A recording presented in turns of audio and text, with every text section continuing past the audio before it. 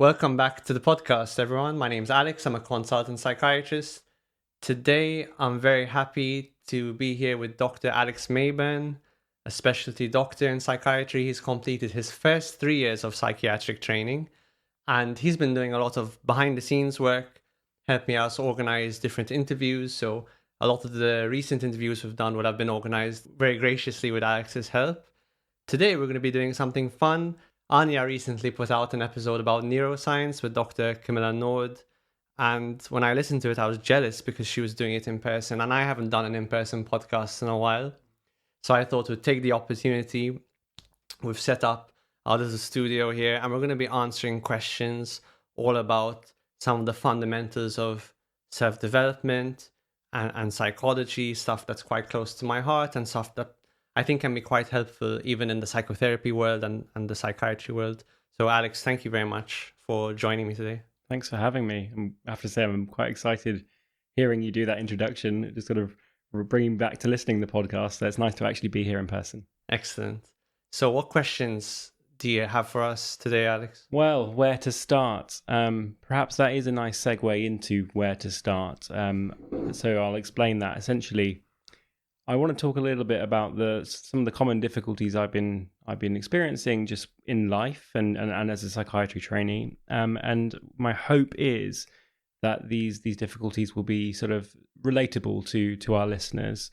So when I say where to start, I think that really is the problem. I often find myself thinking, where do I start? I'm finding myself overwhelmed a lot of the time, and by that, I guess what I'm trying to say is, I'm a busy doctor. I work busy shifts, but then outside of being a doctor, I have to worry about my portfolio, my appraisal.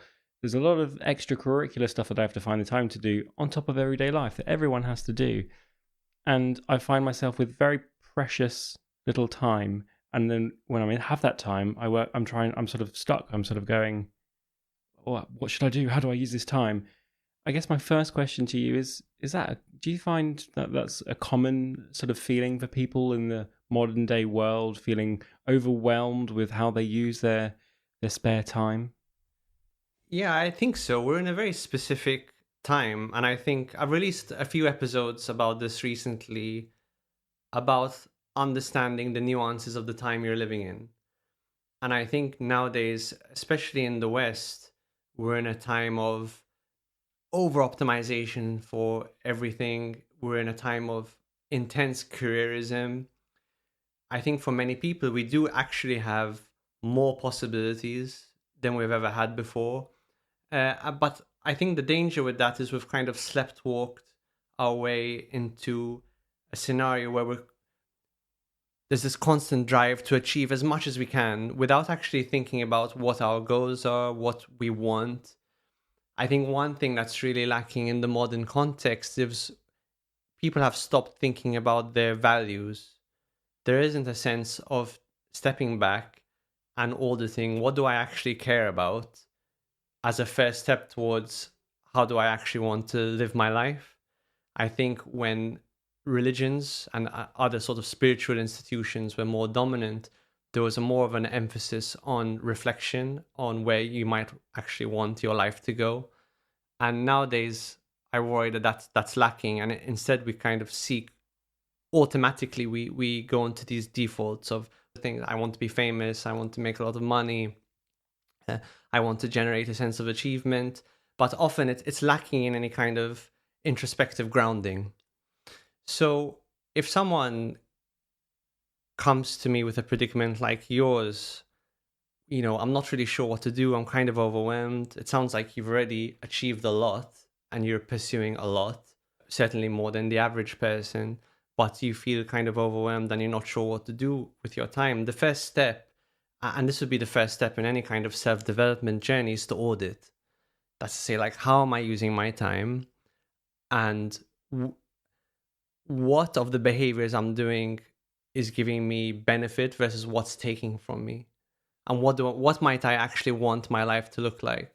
How do I want to spend my time? What are the things that give me energy versus what are the things that take energy from me? What are the things which are actually wasting my time? What are the things what are the ways I'm solving problems that are actually counterproductive, that might feel good on the front end, but actually on the back end is taking things away from me. So I think the first step is getting a clear understanding of how you're spending your time, the ways in which it's benefiting you and the ways in which it's not. And then that leads to useful information that someone can use to like more consciously, more intentionally design their lives, if you like.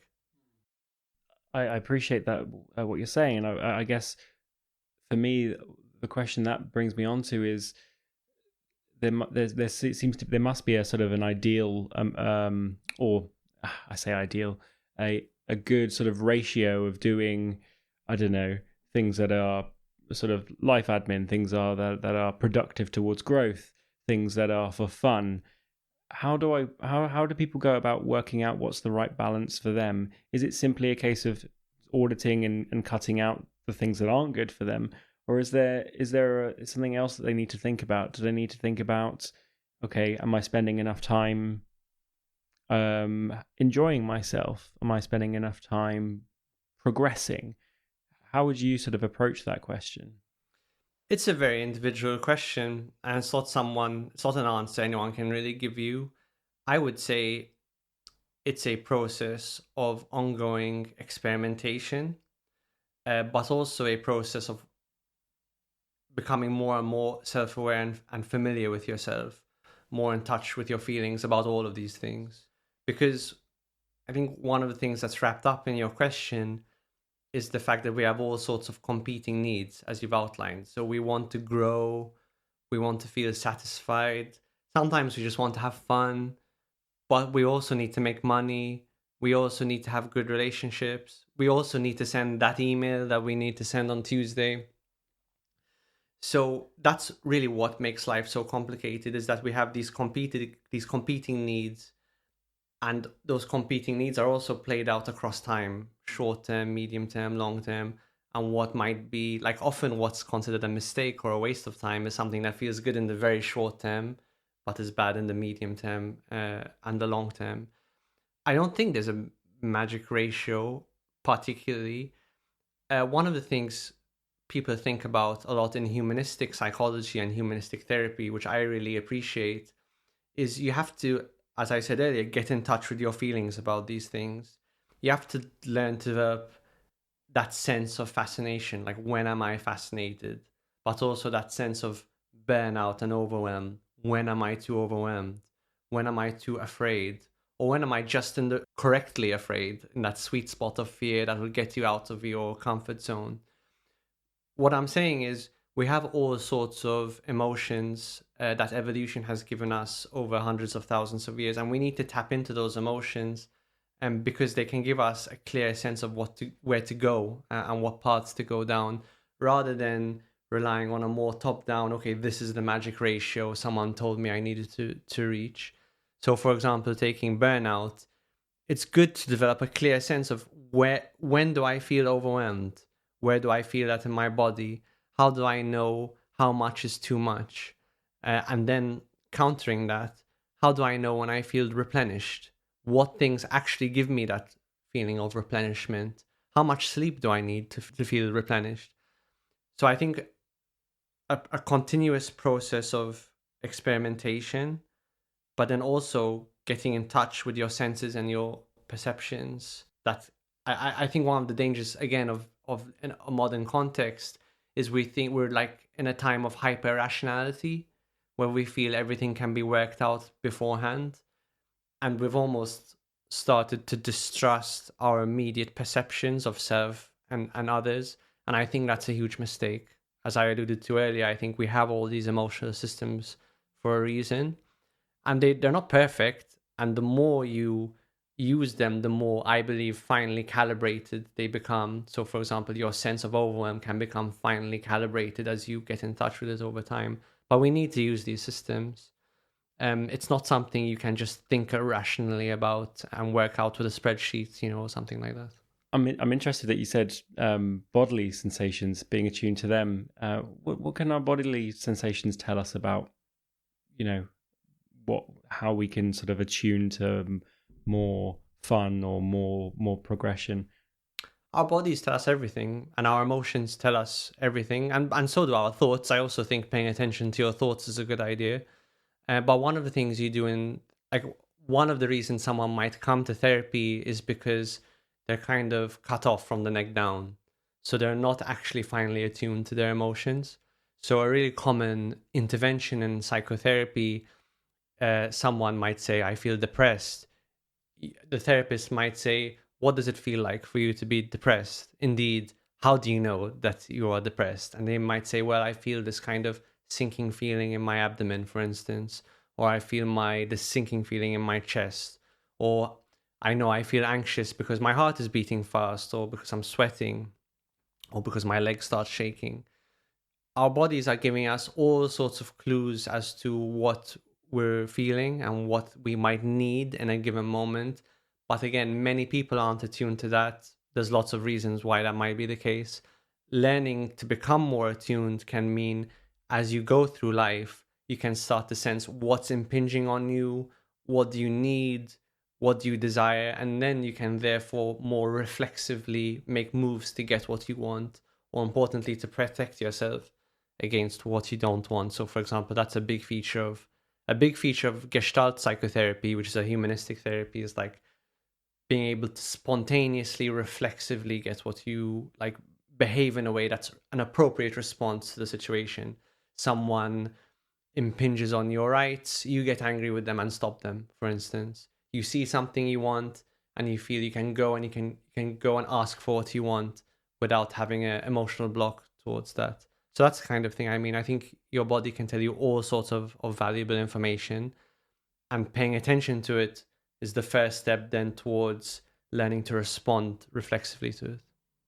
How important is finding time or leaving time to have fun? Do you think fun is important? Well, I can tell you that if I have a weekend after a long day at work, a long week at work, where I'm super productive, I get all of my admin done, I get some portfolio stuff done, and that's all I leave time for. I come back to work on Monday feeling exhausted, feeling quite negative about the start of the week. I feel quite differently if I've had a weekend full of fun, doing fun activities. Perhaps it's a little bit too far in that favor sometimes. Sometimes I could quite happily just have fun, and because the working week's so busy. So I guess I've answered my own question. Fun is a mammalian thing. Actually, play, if you like, is a very mammalian thing. It's kind of observed in some other animals as well, but the general idea is that they don't have neurological structures complex enough to do things like play and have fun. Play is fascinating. We don't think of play as sophisticated, but play is very sophisticated because it is a way of trying out, simulating different actions that might be very important before we need them in the real world. So, for example, lions play fight and wolves play fight. And that's one of the ways that mammals learn how to use their body, where their body ends and the body of another individual begins. Of course, children play fight, and it's actually very important. Playing is it's like a physical brainstorming, and that's why it's not, of course, fun and play hugely increases your quality of life. So that kind of goes without saying. There's the quality of life aspect. If you have a life that has no fun or no sense of play, chances are it's not going to really be a life worth living. But on the productivity side of things, play is immensely useful at brainstorming and getting through creative blocks, because play invites the possibility of doing something new, and it lowers the risk of making a mistake. If one dog play fights another and the dog doesn't do so well in that fight, makes a mistake, it's not such a big deal. It's not as big a deal as if it made a mistake in a real fight. And similarly, if you're having a play fight with your partner or your spouse, that can be really valuable. And that's a way of each partner in the relationship testing each other's limits, so that when they have a real fight, they have a greater sense of how to do that and where the boundaries are. So play has all sorts of functions. It's going to improve and deepen our social relationships. It's going to relieve stress, as you've said. Even the fact that it's just taking up time where you're not doing lots of cognitively heavy work. Obviously, it's going to cool the jets a little bit so that when you get back to work, that's going to be easier. But because play allows us to puts us in that safe place where we feel we can take risks, then we can come up with something new. So, for example, recording a podcast is a kind of a play because this is a conversation which doesn't have super high stakes or high consequences. We're not talking to clients or patients. And we're speaking off the cuff, which means we're going to stray into territory which we didn't necessarily plan on straying in. Psychoanalytically, you could think we're even tapping into our unconscious, which I kind of believe you are in a good conversation. So you're discovering something new. So I think fun and play, important for all those things. I think the mistake people might make is they make fun their North Star. And another word for that is hedonism. And I think that's a problem because I think fun is really important. I think if fun becomes your North Star, it quickly becomes quite meaningless for people very often, and it comes with a sense of nihilism. I think to some extent it depends on your personality makeup. Some people are more into fun than other people. I think it's important for everyone, but I think for no one should it be the North Star, because I think fundamentally we evolved to deal with difficult challenges, to form close bonds with each other, to overcome those challenges, and to have fun along the way. So that's roughly where I put fun. That's how I think about it in the sort of overall landscape of things. It's nice to hear a sort of an evolutionary and biological sort of underpinning for fun. I've never really thought of it that way.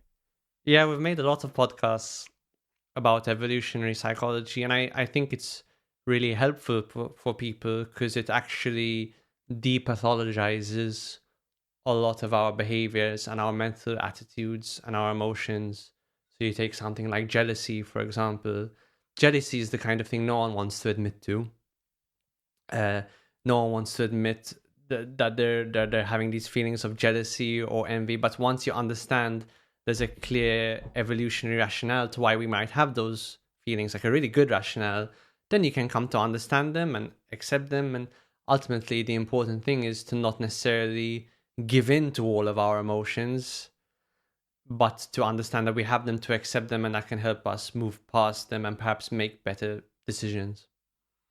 Alex, I find myself, even when I do have the best intentions, and I think I've been in tune to my body and I've got my ratios kind of worked out, I find myself frequently procrastinating, particularly when I've got a big task to do. I wondered if you could speak to a little bit about the psychology behind why we procrastinate. Procrastination is often like in the introductory stages of self-development, sometimes in psychotherapy as well. I think it's an interesting one. Ultimately, like many things, procrastination is a behavior. So it's an outcome. And as we know in mental health, there can be many different routes to the same outcome. So, for example, depression is an outcome, or anxiety is an outcome. One person might be feeling anxious because they drink 10 cups of coffee. Another person might be anxious because they haven't slept enough. Maybe they've eaten too much sugar. Perhaps they had some difficult traumatic experiences, which means when they go into experiences which resemble the trauma, they end up feeling anxious. So what I'm saying is procrastination, like anything else, is going to be based on all sorts of factors. If you're working with procrastination, you might want to be thinking, sure, on the more, quote, superficial, and I don't mean superficial in a derogatory sense, but on the more superficial end of things, what are the behaviors that person could be doing to lessen the likelihood of procrastination? And that could be simple things like making sure there aren't distractions, setting aside enough time, making sure you're having enough fun, so that when you come to do the thing you have to do, you're mentally ready to do it, and you have the environment that's been set up appropriately. But I think for any one individual who's procrastinating, there's going to be deeper reasons. There's going to be deeper reasons why they might be doing that. And so, again, a self audit, a self understanding of what might be the reasons for them. Now, there are obviously common reasons people procrastinate. One might be a fear of failure, for instance. One might be a fear of judgment of other people. Another might be setting your sights too high. Say you want to learn how to play the piano and you think, oh, I'm going to be playing Chopin in 3 days. Well, obviously, you're not going to be playing Chopin in 3 days. Using this podcast as an example, or even like any of my career choices, if I had been subdued by either a fear of failure, a fear of judgment of other people, or set my sights too high too quickly, I wouldn't have been able to do any of the things that I could do, including this podcast. Those things are very like hampering, and they often create quite powerful internal blocks for people. So taking them one at a time, fear of failure, it's very important to become like self-development 101 for me is comfort with failure and rejection. So comfort with the idea that the vast majority of the time, the thing you're planning on doing isn't going to work out the way you wanted, and that's fine. But also other people might think less of you, and other people might judge you, and these are just necessary stepping stones along the way. I mean, I think the fear of judgment is a big one because that's truly a hangover of our evolutionary past when we did exist in tribes of 100, 150 people, and your reputation really followed you throughout life, and what people thought of you really did matter. We still have those instincts, but now obviously we have freedom from reputation in a lot of ways because we can move, and what our close family thinks of us isn't necessarily that important, and yet people are still really hampered by this fear of judgment. And similarly with the fear of failure, I think the less you fail, the more intolerant you are of failure, and the more it hurts, and it feels like a really big deal. I tried to play this piano piece and it didn't quite work out for me, and then it directly impacts my self-esteem. So I think something that's really important is understanding failure as a part of the process and almost detaching the results you get, the quality of the work you produce from your ego and your self-esteem. So it would be hard to do a podcast if you felt you're only as good as your last podcast, especially if you're just starting out. Whereas personally, when I started out and started making podcasts, I became comfortable with the idea that I was making things which were flawed and by no means perfect, and in many ways still making things which are flawed and by no means perfect. But that means you can actually do it, and you can make it, and you can put it out, and then you can get real feedback from the world. And then ultimately it's the feedback that's going to help you shape whatever it is you're doing into a better product or a better service or a better set of skills. That's why failure is so important. It's not some sort of sense of you have to be this stoic, perfect person and nothing bothers you. It's more that failure is the evolutionary pressure which sculpts things into quality.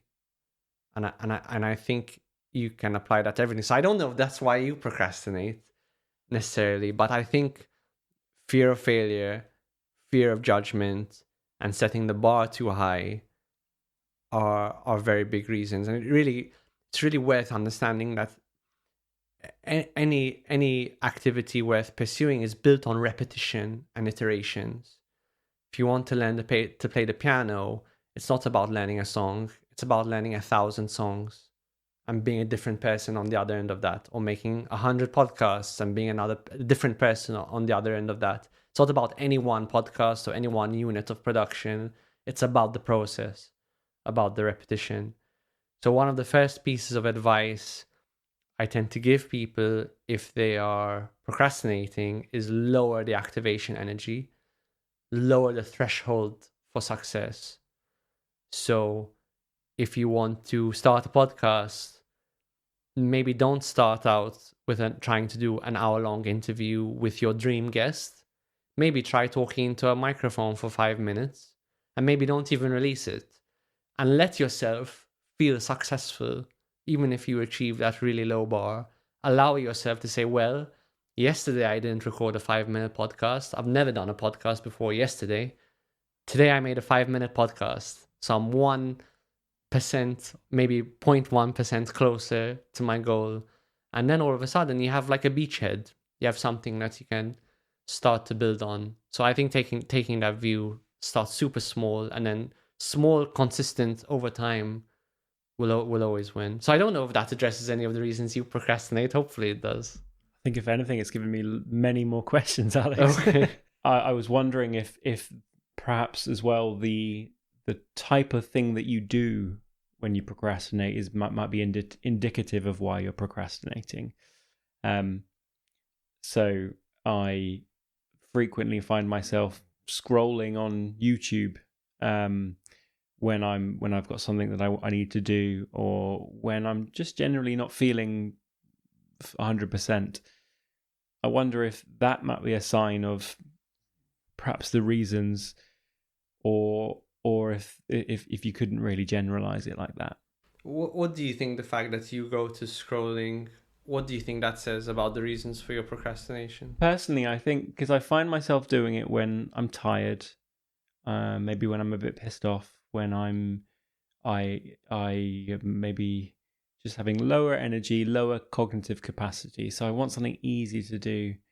And I think it's just, I mean, my take has always been that it's just a quick fix of something easy to do. And it's basically it's sort of indicative of what I'm capable of at that time.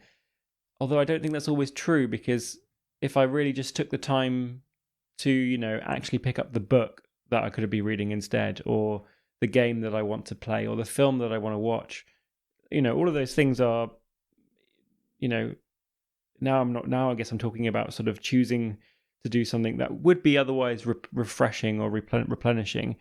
And even that, I can't choose one of those ones that I know would give me back the good, the sort of the reward and make me feel topped up. Instead, I go for the quick, instant, and I'm saying it now knowing that that's why I'm going for it. I'm going for that quick, instant sort of fix.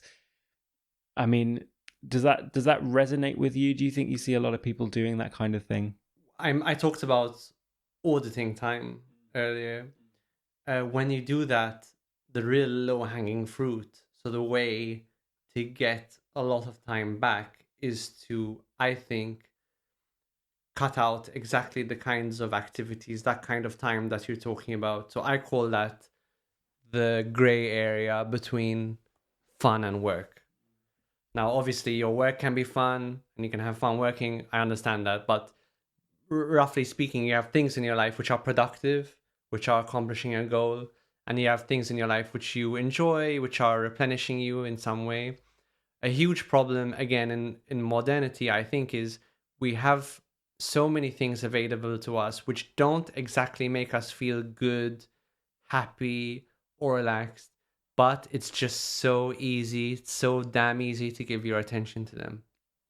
And this is things like scrolling and instant messaging and dating apps and online gambling and pornography and video games.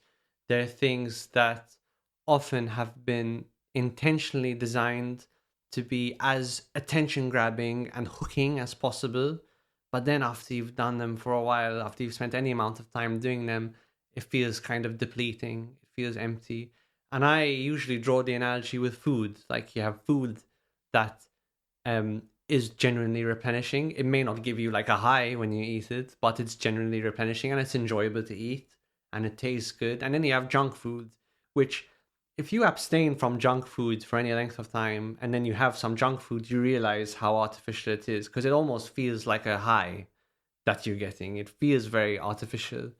And I think these technologies are like that. There have been good books written about this, like Procrastination by Anna Lemke, who we had on the podcast about a year ago. And there's this idea of dopamine balance.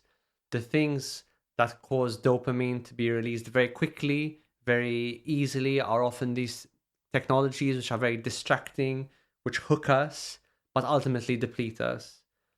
And what we need to look for, and as much as possible to condition ourselves towards, is more slow burn releases of dopamine, like watching a great movie, reading a great book, even playing a great video game if it's something that genuinely gives you a sense of satisfaction from it. But that goes back to what I was talking about earlier. You have to cultivate that sense of, you have to get in touch with your body to know when you are feeling fulfilled, satisfied, replenished, versus when you are feeling depleted, empty, more like agitated. If we don't pay attention to those signals, we'll never know which zone we're in. But roughly speaking, I think that dead zone, that gray area where you're just kind of mindlessly scrolling, like you could take a nap in that time, and you would actually, if you spent half an hour taking a nap, you'd feel quite replenished. And then as long as you're mindful about what the things you're doing are accomplishing for you, I think that goes a long way to help and can get rid of that gray zone. Something I wanted to ask you about, or something that bothers me a lot, is that I've been sort of, told and heard throughout my life, and as a doctor in particular, that it's okay to make mistakes, as long as you learn from your mistakes. The idea that if some failure is good, and you've talked about this plenty before. I guess what I often find myself doing is making the same mistakes over and over again. And I can't get my head around why I do that. So a lot of what we've spoken about, for example, my use of YouTube, I'm aware of. It's not brand new to me. Yet I still find myself making these mistakes again. I know that this is grey time, as you call it, and that I could be using it better, and this isn't going to replenish me. And on a similar note, or on the flip side, there are things that I know that are really good for me, that have really benefited me over the years. So one thing in particular, meditation, for example. I sort of dabble with meditation, and particularly find the Headspace app useful if people are familiar with that sort of guided meditation. I find that really helpful, but I only seem to be able to maintain it for a short while. And even though I know it has benefits for my concentration, for my overall levels of anxiety and well-being, I can't keep that behavior going. And as soon as it just drops off. Why do I make the same mistakes all the time? Am I a hopeless cause? This is a very common problem. I think the first thing to understand is that we are habit-forming creatures. Most of the behaviors we do every day are automatic behaviors. They're not things that we consciously decide to do. So giving your YouTube example, I don't think you really you could correct me if I'm wrong, but I don't think you make the conscious decision to go on YouTube. It's more that you find yourself on YouTube. Often, yes. Yeah. So we have, most of our behaviors are automatic. So the question is, how do you slowly, over time, begin to influence what your automatic behaviors are? But before we get to that, it's also important to understand the nature of a mistake exactly. And it does relate to something we've talked about before. Our mistakes largely aren't super senseless. A lot of the things we do, which we classify as mistakes, are giving us some mix of benefits and downsides. And we usually come to the conclusion that it's a mistake because it's a net negative. But if we had to look at it honestly, we'd see that's actually a mix of upside and downside. So, for example, if someone with alcohol problems is seeing me and they want to stop drinking alcohol, one of the first things that I might get them to do, and this is about a bit counterintuitive, is ask them what are actually the things that alcohol does for you. How does alcohol help you? Because that's the first step to understanding what that person needs to replace alcohol with in their lives. So someone might say, well, I drink because actually it helps me with my negative emotions, or it helps me get to sleep, or it helps me socialize more easily, or it helps me deal with some trauma from the past. One of the issues with mistakes is it can lead to a lot of automatic self-blame, and I'm a bad person, and then people feel guilty. And when people are in a state of guilt, they really want to improve themselves. So rather taking a more realistic but at the same time compassionate view over one's mistakes, one realizes really that mistakes are just coping mechanisms. And rather than sort of almost cleansing yourself of your coping mechanisms, it's about substituting not so good coping mechanisms for better, more sophisticated ones. So with the YouTube problem, it's worth understanding, like, why am I going on YouTube? What actually is the function that it's serving? So it might be, if I'm in a state where I feel depleted, bored, angry, frustrated, it's a way of taking my mind outside of, getting outside of my head, for instance, while maybe getting a bit entertained or learning some useful information, but there's a mindlessness to it. So then the next question would be, what are the things I could replace that with that help you to serve that same function, but with less of the downsides and probably more benefits? Making sure there aren't like deeper internal blocks. So as I said earlier, with some kinds of common mistakes, procrastination among others, sometimes there are deeper internal blocks. I think self-esteem is a really important one, not necessarily applicable in your case, but worth talking about in general. And assuming there aren't internal blocks, then you get to sort of standard behavioral work. So how do we program in these better behaviors in your day? And that's all about scheduling, making sure that you have regular time to do that thing, but also regular time in your week to think like, okay, am I on the right track? So even that reflective time, say once a week, where you think, how is my YouTube use going? Am I still using the YouTube? Am I still not doing enough meditation? So there's enough of a self-corrective. And, giving yourself leeway to make mistakes. And obviously it's all about being perfect and never doing the bad thing that you don't want to do, but then seeing more gradual improvement over time. So that's probably how I would think about that. We've spoken quite a bit about the whole theme of what we're talking about today is about personal development and growth. And I find myself wondering, we seem to be so driven by this idea of growing, improving. And I wonder how much of that is sort of implicit to our nature, our being. And I wonder how much of that is because of maybe, are we sort of internalizing capitalism, the idea that we've got to be growing? You mentioned it earlier on, in fact.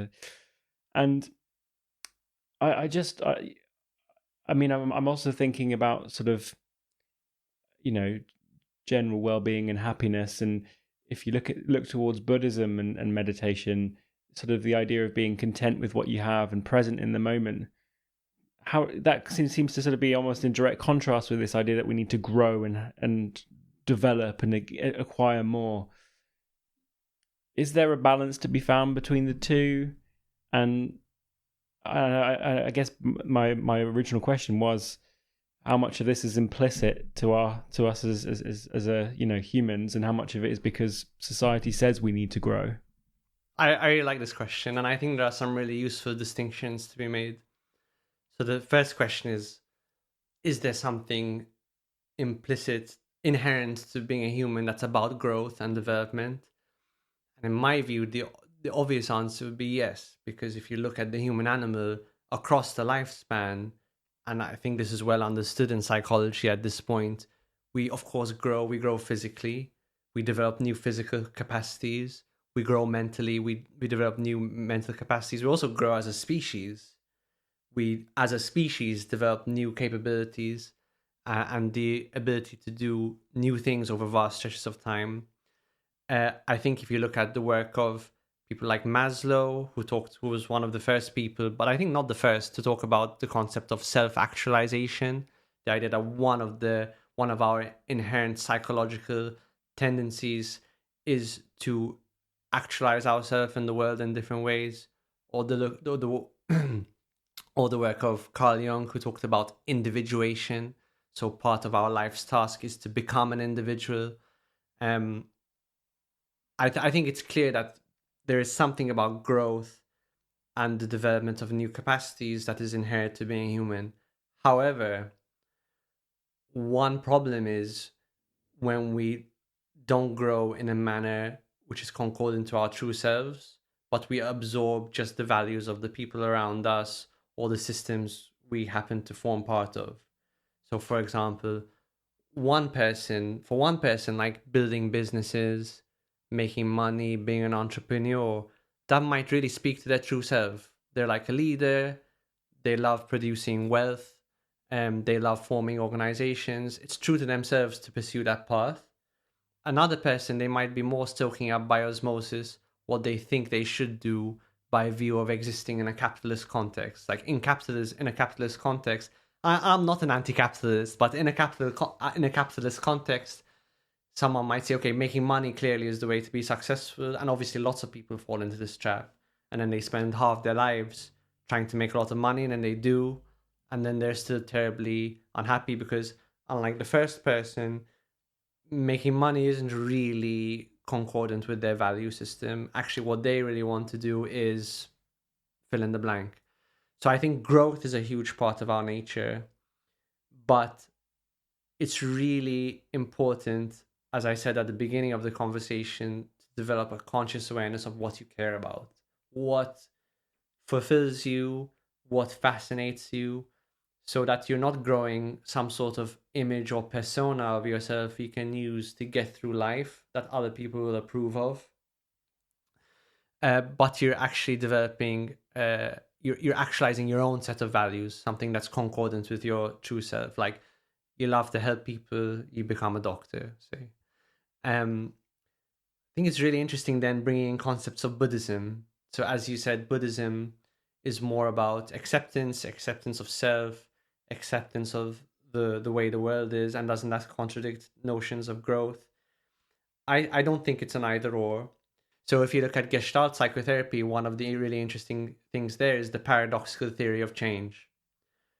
In this theory, it's outlined that in order to change and grow in a way that's healthy and useful, you first have to accept yourself. So imagine if you have a weight problem and you'd like to lose weight, if you can't accept that you're overweight, if you can't bear to look at yourself in the mirror, if you can't bear to step on the scales, if you can't bear to examine what you've been eating or how you've been living your life, it's actually going to be really difficult to change. If you feel you have rock bottom self esteem because you're at a particular weight, it's going to be really difficult to change. The more you accept where you are and accept that wherever you happen to be in whatever area of your life, you have value and you deserve good things in your life, that removes a lot of the mental blocks to the behavioral change which we find so difficult. So if you're 30 kilograms overweight, but you can look yourself in the mirror and say, even though I'm 30 kilograms overweight and I'd like to change that, I can still, on some basic level, accept myself. I don't have to burden myself with self-criticism. Then a person can begin to do the things they might do quite naturally to change. Okay, now I'm going to hire a personal trainer, or I'm going to go for a run on the weekend, or I'm going to take a look at my food and I guess I have to start to swap out some of the unhealthy foods with healthy foods. Often when we're stuck in life, it's not because we don't know what to do. It's because we have those blocks. And I think one huge block is a lack of self-acceptance. So that's I think it's not an either or. If you accept yourself and you overcome these blocks and actually what you want to do is meditate in a cave for 10 years, then so be it. And some people have done that, and they've actually led really interesting lives and wrote really interesting books about that. And some people, we're not all the same. Some people have that contemplative nature. Some people want to do things in the world and they want to build things. Some people are more introspective. Some people are warriors. We have these different predispositions, and you will grow in that direction. The person who's sitting in the cave meditating is still growing. It's just in a kind of more subtle, more quiet way than the entrepreneur. But I guess what I'm getting at is the more you can develop a reasonable level of self-acceptance, then there's this kind of what humanistic psychologists call a self-actualizing tendency takes over. You kind of start to grow kind of automatically, the way if you put seeds in fertile soil and water it, it just grows. You don't have to tell the plant what to do. You've created the right conditions. So this, for example, is a big feature of person-centered therapy, where Carl Rogers, who founded person-centered therapy, talked about you create the right conditions for a person to grow and develop in therapy, and they grow and develop. And there isn't sometimes we do too much in therapy. We try to make people change or make people grow, and that can be a mistake. So it's the same principle. Acceptance and growth don't contradict each other, but they can complement each other. You've given me lots of different thoughts there, lots to think about. I think perhaps the one I wanted to just pick up on was this idea that you can sort of grow in the direction that's right for you. And I'm hearing a lot today about how we can work that out from paying attention to ourselves, listening to our bodies, working out what feels right and what doesn't. Because I think something as a doctor, I find there's quite a lot of pressure in the field to rise up and, become a leader in something or publish loads of articles and become a professor. It never seems to be just okay to be a good doctor. And I find that difficult because I personally don't want to be the next Royal College of Psychiatry president. Don't use that against me if I... You're going to run in 10 years. Change your mind. But I just want to be good at my job, be good for my patients, and then have a life outside of work. Is that so bad? The pressures that I feel would make me think that it's bad and make me feel that I can't do that. But if I really listen to my body, that's and I'm honest with myself, that's what I want. So you're asking, like, is it okay to... I don't know if is it okay to be average? I don't know if that's the right question. But is it... I guess you're really asking the question, is it okay to want what you want?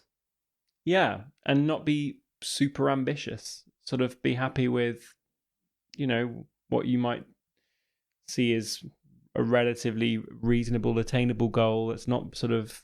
You're not aiming for the sky. You're just sort of saying, I'd like to be, here, and I'm happy with that.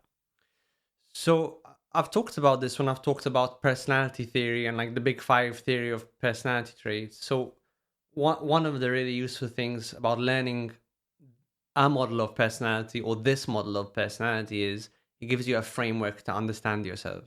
But the first thing a person needs to understand is that, as I said before, people are different in all sorts of ways, in pretty much every way you could conceive of, just like people come in a range of heights and weights.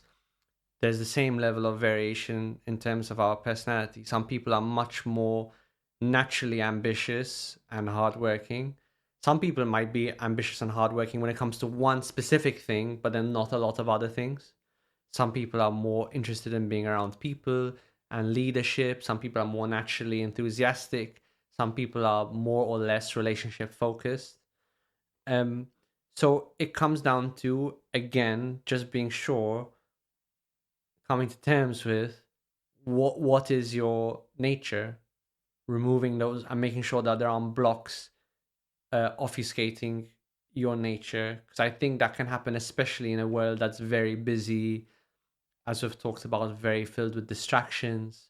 It's very easy actually to not be introspective and to therefore kind of not have a good understanding and not a good level of self-awareness. And I think that's a problem. And then, I do think things like unconscious fears, unconscious desires can get in the way as well.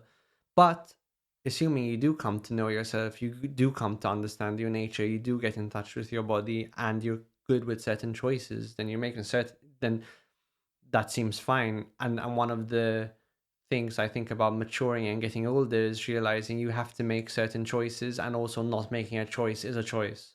And there's a huge amount of opportunity cost to be considered. Like, you're becoming a psychiatrist. That means the more you become a psychiatrist, the less you can be an orthopedic surgeon. And hopefully that's good and that's the right decision based on your nature. Many people make that choice incorrectly because they do the thing perhaps that their parents wanted them to do. So they fully qualify as a lawyer, for example. And actually it wasn't in their value system to become a lawyer. It was what their parents wanted for them.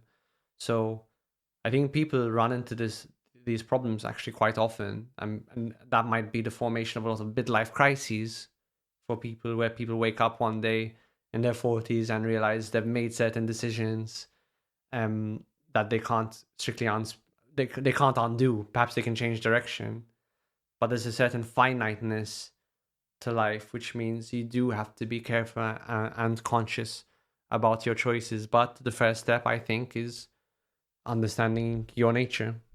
I mean, it does sound like there's a trap there where if you're not really attuned to your body and your needs, you could fall into the trap of thinking that the path of least resistance is what you want, and what's good for you.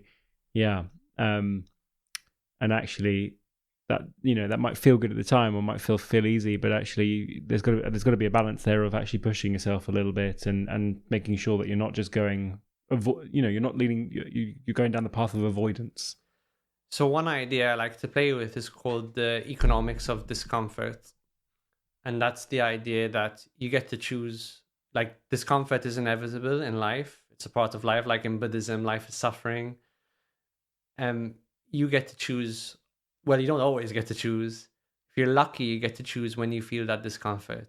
You can either have a little bit of it upfront consistently, or you can delay it, and you get a huge amount at the back end.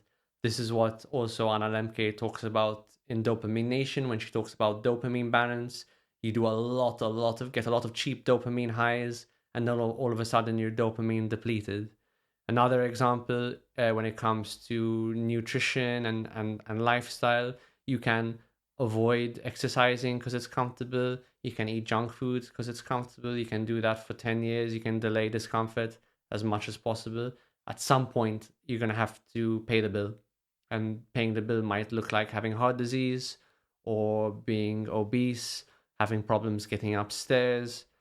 The alternative is to pay the discomfort up front, and that might be going for the run in the morning or eating the salad instead of the pizza. These small discomforts, which if you do them often enough, what's the reward you get on that investment? You get a healthier body, you have less health problems, you have more energy, you sleep better. So this economics of discomfort idea is a really good shorthand of being like, is this behavior actually making me feel really good right now, and I'm going to have to pay for this later, as we might know from more concrete examples like taking drugs, say, for instance, where you take ecstasy, get a flood of serotonin, and a person feels really great, and then they have a come down? Or am I going to pay in a little bit of discomfort proactively, but then that's going to benefit me in the long run, like doing a meditation which feels annoying, but then I have an enlightenment experience in a couple of years and I feel really amazing, or I'm just more at peace with myself or whatever. So that's a really good way of helping to make these distinctions, I think. I'd like to change gear a little bit and just talk about a different sort of area, if that's okay. This is perhaps something that our many of our listeners who are working in sort of as mental health professionals, be that therapists, psychiatrists, psychologists, may experience. And that's the idea that we're dealing with in our line of work every day, or often, people who are very distressed, experiencing very broad, high range of emotions, and we're exposed to that, and we hear very difficult stories. I wonder, in your experience, how important is it to protect yourself from these emotions? And I guess what I mean by that is, now more than ever in my current job, I'm finding that I take home a lot of my work. A lot of it I ruminate on, or it sits on my shoulders a little bit, and I find myself being affected by some of the difficult stories I hear. Is that a good thing to be experiencing? Should I be taking active steps to protect myself, do you think? I think if you work with people who are in a lot of distress, a lot of mental distress, it has to be tackled proactively. The same way, if a firefighter is walking into a burning building, they're going to put on protective gear. And that's not to stigmatize mental health problems, but it's just a fact of working with mentally distressed people. We are hypersocial beings. Emotions are contagious. If you're working around distressed people, it's gonna have its difficulty. It can be emotionally draining. I would say some personalities can probably handle it more easily than others. So if you work in mental health, it's good to have an awareness of actually how vulnerable am I to someone else's distress. Do I take everything on automatically myself? Are these emotions really contagious to me, or am I quite resilient with it? But and knowing that can help inform what stream you work in, because within mental health there are obviously different streams with different levels of acuteness and severity. There's a difference between working on an acute psychiatric ward, say, or seeing people as an outpatient for an autism assessment, much different levels of intensity. But regardless of your disposition or what stream you work in, you want to be proactive. I think one of the basic things everyone in psychotherapy learns, and I think more people in psychiatry should learn, is it's important to have a developed understanding of what's your responsibility versus what's your patient or client's responsibility, and to not mix those up, to make it very clear and explicit in your mind what your role is. In general, in mental health, if you're working in that area, your responsibility is going to be to help and facilitate. It's not going to be to solve that person's problems for them. There are exceptions. If you're a psychiatrist and you're seeing someone who's acutely psychotic in hospital or manic, and perhaps they don't have what's called the capacity to make decisions that are appropriate and safe for them, then temporarily you and sort of the hospital and the organization have responsibility for them in those instances. But that's really just in the short term. Once they're better, once they've improved in the medium to long term, it's still their life ultimately, and for the most part it's still going to be their responsibility to make the best decisions that they can. This is not an argument against helping people. People need help. Many people in our society need help, whether they have a mental illness or not. But help is different from solving a problem for someone. In fact, if you solve people's problems too much for them, you disempower them. So, again, this is a feature of Rogerian therapy or person centered therapy, which one of the fundamentals of that kind of therapy is non directiveness, very much not giving advice, not telling a person what to do.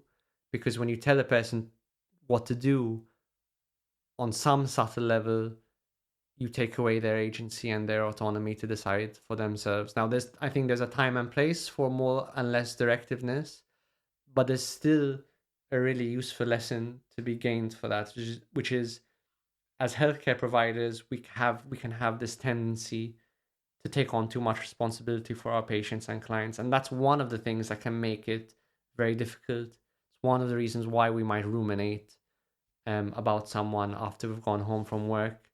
It's one of the reasons we might stay late at work, and it's one of the reasons we might take it very personally or can really affect our self-worth if things with our patients or clients don't improve. You know, doctors in other fields, take an oncologist who deals with cancer.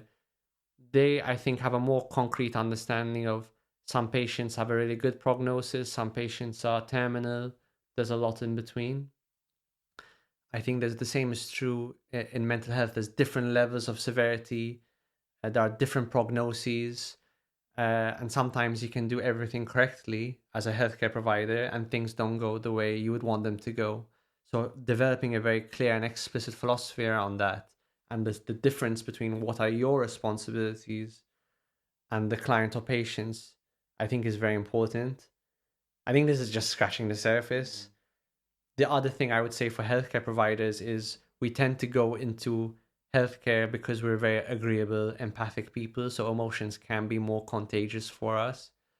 Another thing they talk about in Gestalt therapy is the idea of confluence. So we can become psychologically too close to our clients, confluent with them, and we can have difficulty establishing clear boundaries. I think I think it's good for any healthcare provider, but definitely someone in mental health to consider their own psychotherapy, or at the very least, some sort of practice that improves their self awareness and allows them to introspect. Because just because we're nice a lot of the time, healthcare providers, but just because we're nice, it doesn't mean we're not prone to psychological dysfunction. We're just prone to a different kind of psychological dysfunction than, say, a lawyer might be.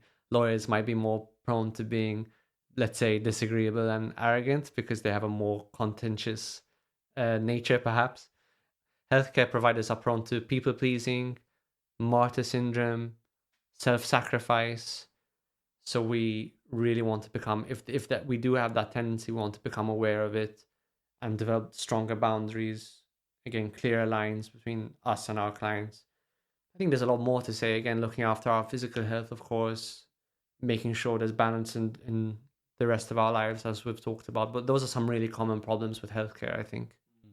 And I'm really glad you mentioned therapy, because a follow-up question was going to be, do you think we should all be in therapy as mental health professionals? I think we should all try it. Psychotherapy isn't for everyone. So just thinking about the general population, I don't actually think psychotherapy is for everyone. It's clearly a very useful tool for a lot of people. But chances are, if you work in mental health and you want to work in mental health and it aligns with your values in some way, I think it makes it much more likely that psychotherapy would be a good tool for you.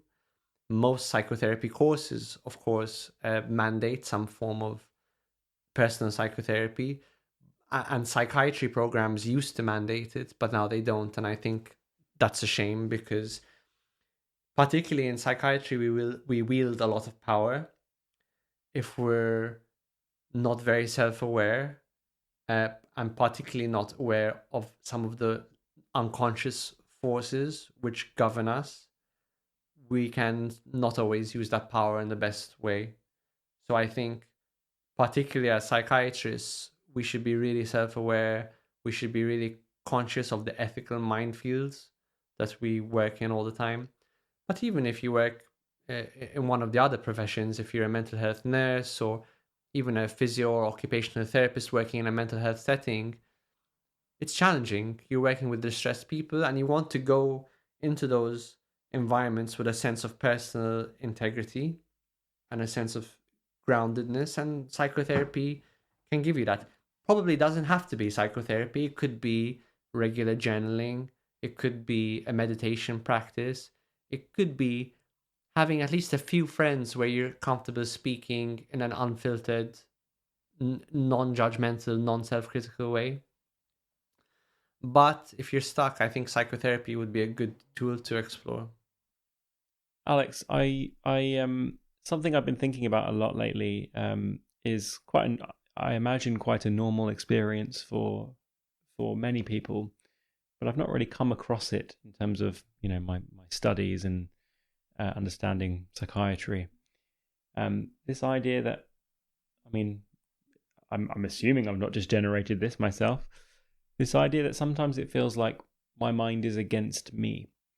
Now, what I mean by that is, and I think people relate to this, it's not uncommon for me to sort of be doing completely fine, and then suddenly I have an intrusive memory of something awful that happened ages ago, and it comes up and it reminds me, a really embarrassing thing. I'm like, why has it come now? It's come out of the blue. Is it? I was having a perfectly good time, and I've got to remember this horrible thing that happened. Or I can have, a negative thought that pops in my head that sort of says that there's no point in doing this, you're going to fail, or you're not good enough, that kind of thing. Or even just a horrible intrusive thought, which we all get. We all get sort of intrusive thoughts from time to time. But I guess what I'm saying is it can feel like a lot of the time that I'm my own worst enemy. I'm battling against myself. And I'm often my biggest barrier to my own achievements, to my own success. What do you think it is about human psychology that creates that feeling? I'm sort of curious about whether or not it's, Freud was onto something with the id and ego sort of battling each other. I don't know if that would go some way to formulating what might be going on. How might you think about some of this? I think Freud had something good to say about it. I think Freud was probably the first person really to talk about what you would call intrapsychic conflict, by which I mean, again, compete. We have competing drives, we have competing wishes and desires, and when there's conflict between them, it causes us a lot of mental suffering.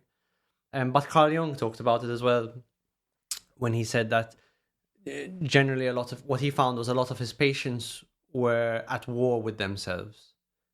Again, there's this idea, psychoanalytically speaking, that we are kind of a collection of different personalities with different goals and drives, and they get into conflict with one another.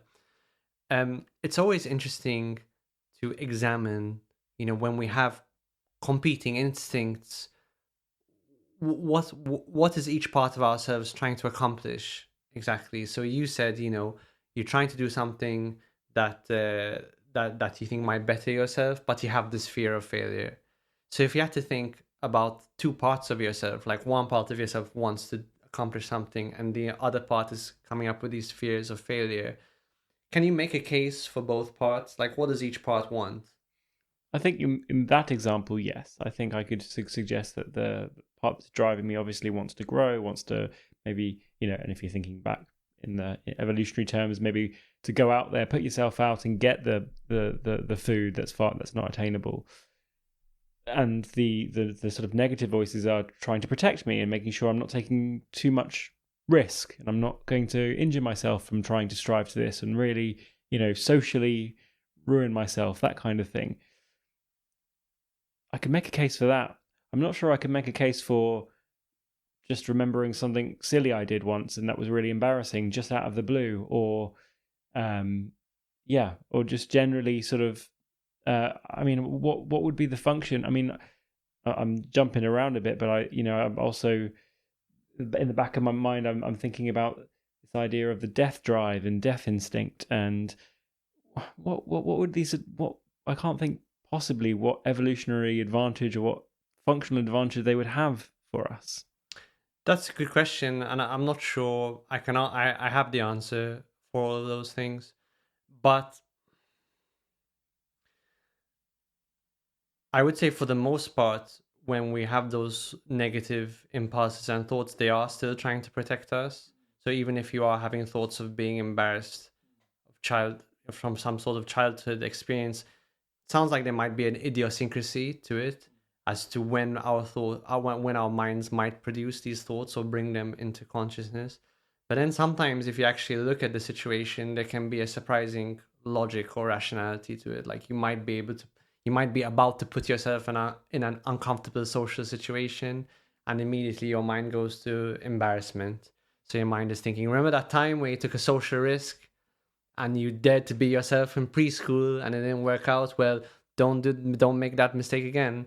And that's certainly the case with like trauma related anxiety, and flashbacks, and trauma related hyperarousal where you get really agitated. I think that's a lot about self-protection.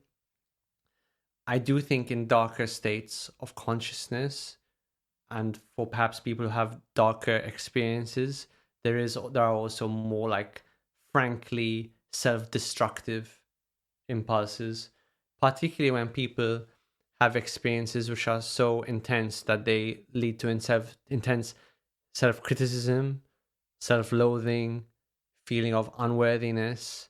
I think that's when you get behaviors which aren't just about self-protection exactly, not just about staying in the comfort zone, but are more like actively destructive. And you can see that more in things like alcohol addiction, choosing unhealthy partners for a relationship, things like that. There's such a low self-esteem that we do things that aren't really even going to protect us, but are going to be actively destructive. So I think all of those things can happen. I guess lastly, I was going to ask you about something else that perhaps is out of my comfort zone, and I think many people will be able to relate to this.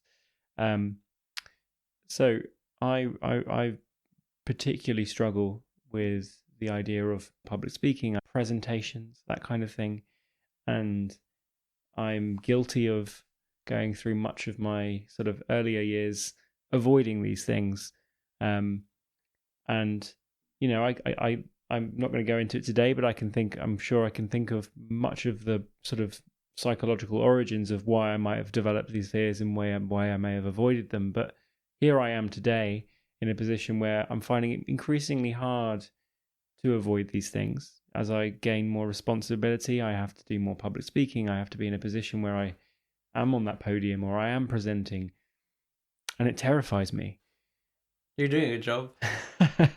Well, and I wonder what advice would you give to someone in my position at the moment? And if that's too broad, I can narrow it down. No, it's a good question. Using the principles we talked about today, the first thing would be to see if you can get close enough to your nature, by which I mean, is it that you want to do public speaking, you have the desire to, but there are some blocks, you've had some difficult experiences, or maybe you have a certain disposition that makes it difficult for you? Or do you just not like public speaking and not particularly want to pursue it? And of course, depending on the answer, there'll be a different prescription.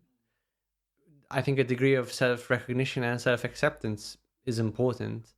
If a person does not get value from or finds a particular pursuit difficult, there's no reason necessarily why they have to pursue it. At the same time, it can be very, very valuable to pursue something that's challenging and outside of the comfort zone, because it does help us to grow. It creates this sense of courage and resilience. But there's plenty of things that one can do to do that. So for any individual, the question is, why do I pursue that specific thing? If a person feels that public speaking is like an inevitable part of their life that they just have to deal with, but it's uncomfortable, then yes, it's worth learning that set of skills. If it's something that's optional and they really don't think they get that much value from it, then I think it's perfectly reasonable not to pursue it. If they feel, God, it is kind of thrilling and I do like it and I do get some value from it, but I have all these blocks against it and it feels very uncomfortable, then that's definitely a case for slowly exposing yourself to it, figuring out what the blocks are, dismantling those blocks, and also just learning through time, practice, being comfortable with failure and making mistakes when you're doing it, and getting competent at it and learning how to do it. I do think when it comes to personality growth and change, I'm incredibly pessimistic about people as a groups and as a whole, because the literature on personality tells us that personality remains quite stable over time.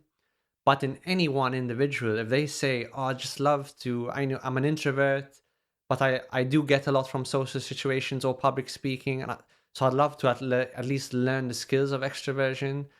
I think there's way more scope to developing that than people think. We think we're sort of in these tracks and we have to like stay within the lines. And I think with time and practice, you can cultivate almost any personality trait, at least the skills of that personality trait. It may not change fundamentally who you are, but it can change what you can do and what you're capable of. So perhaps you're an introvert, but you can learn the skills of being an extrovert. And at least that means in the situations where you do have to public speak, where you do have to network, where you do have to mingle at the party, you can. It's a choice that you can do rather than you have to be introverted. So you have a greater set of tools. Similarly, if you're really extroverted, but you realize sometimes I need to have a deep one-on-one conversation, or sometimes I need to be by myself and I need to learn how to make that okay, then it's important to know you absolutely can learn how to do that. Or if you're naturally not that conscientious and therefore not that hardworking, you should know that you can cultivate a work ethic and that it's worth doing, because cultivating a work ethic can bring you all sorts of rewards. Won't necessarily change who you are, but it can at least change what you can achieve and what you can actualize in your life. So I think the thing that I'm advocating most in this answer is a sense of consciousness, developing choices and intentionality, and knowing there's nothing you have to do, but there's many things you could do. And investing the time and energy to develop capacities that you don't already have will almost always be worth it. Now, which capacity you choose to develop, that's up to you. There's an infinite amount of things you could do, infinite amount of skills you can develop. But at least know that you can, and then choose carefully. Because, as we've talked about before, choices have consequences. Thanks, Alex. It's been really fascinating talking to you, and it has been insightful. I think I've certainly taken away some things from today. In particular, this idea of, well, a lot of the answers that I seek are within, and I really need to pay attention to myself. I need to, I like what you said, audit myself, and that's not just in terms of how I'm feeling internally, but also my behaviors. And then that would really allow me to kind of actually take a bit of a step back and see what things I feel like there are room for improvement, and what things I'm happy with. And I think you've really kind of got across the sense that, there isn't a right or wrong answer. It will be down to a combination of my own personality traits, my own ambitions, my own drives in things that are going on for me. I've also enjoyed the sort of insights into some of the kind of biological and evolutionary reasons for perhaps why I'm feeling the way I'm feeling, and why we do the things we do. So I've really appreciated talking to you. Thank you. Great. Well, thank you very much for your questions, and we'll do this again.